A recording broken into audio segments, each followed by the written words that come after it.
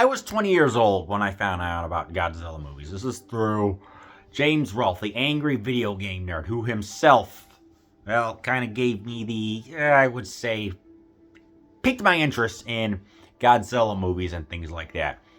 But now that I'm older, I'm finding all these amazing, all these tokusatsu giant monster movies. In addition to the American ones I love, there's also the Italian horror, and there's all the ones that have been made plenty of times in the past, such as Space Amoeba, and the cover, of course.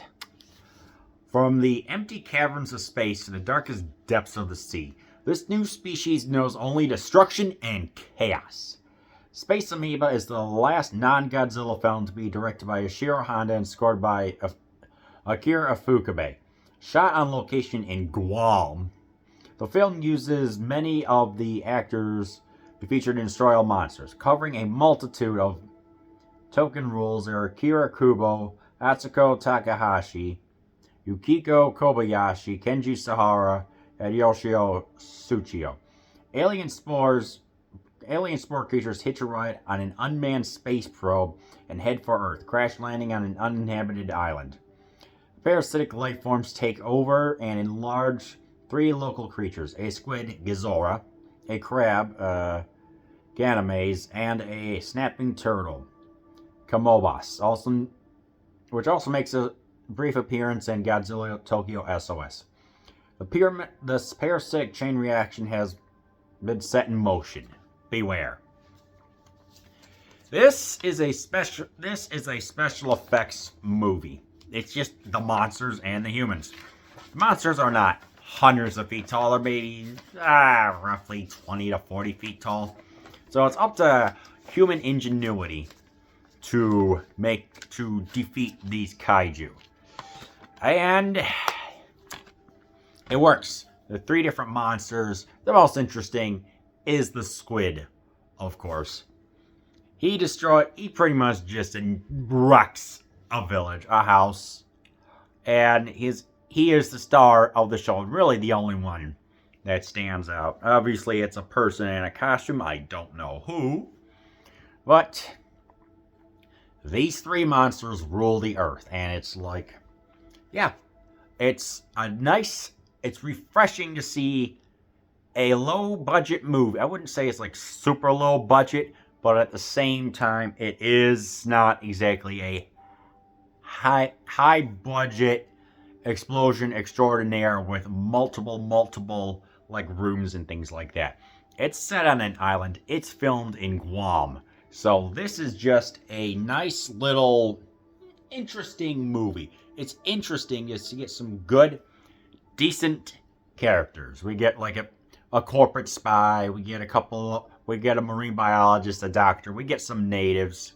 You know, it's like one of the things that always makes a good movie are the sets. And this isn't exactly like a really big set. It's like, there's the stuff for the ceremony for the monsters. There's the dancing. You got the huts. You know, they stick out well. They are fine. And, you know, it's like they get wrecked, of course, by the giant squid about halfway in. So the destruction scenes are not as big and vibrant as, say, like Tokyo or Kyoto, which may seem a little jarring at first, but, you know, you get used to it.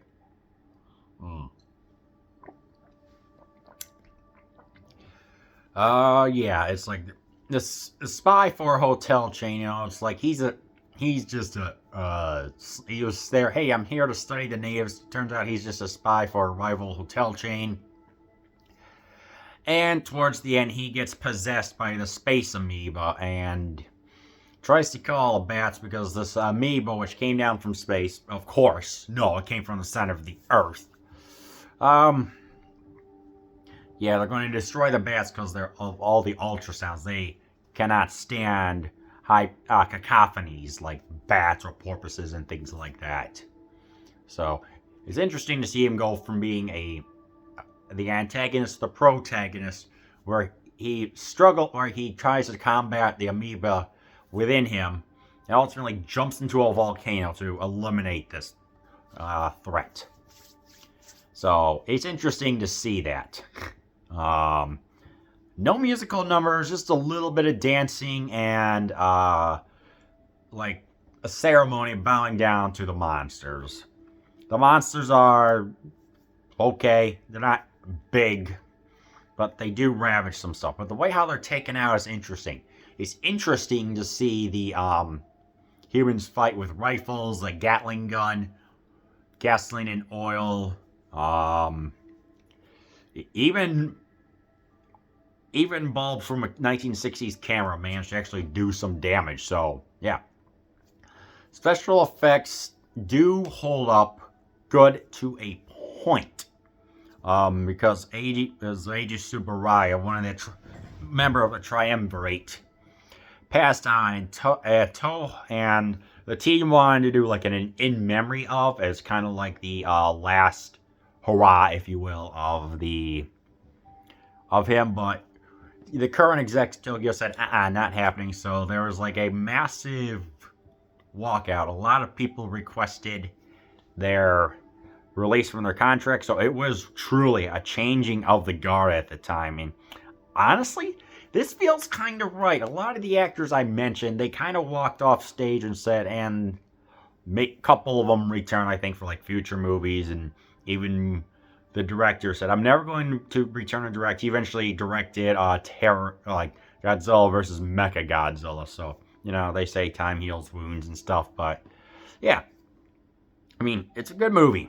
It's a scaled back, fun adventure. There's this underwater scene with the squid, and it is interesting to actually see. It's like, you know, it's inside their Toho's massive pool or whatever when they actually filmed it on there. So, you know, I like it. It's not the big budget movie. And then again, this isn't exactly like anything that's disappointing like Godzilla Raids Again. This is kind of like between like average to pretty good. If there was anything bad, it's the kind of tired and true themes of always aliens being bad and the natives kind of like saying that the invaders are like the devil or whatever. So there's always those tired cliches going around, and the other monsters are a little interesting. They're Discount Ibira and Anguirus, so they're okay at best. And they don't even appear inside another movie. So yeah, keep that in mind. I do think that this is a good movie. You know, it's like good, decent special effects, interesting characters, and just an all-around like last hurrah swan song to the original guard before the new generation took place. So if you want to do that, keep that in mind as you watch Space Amoeba.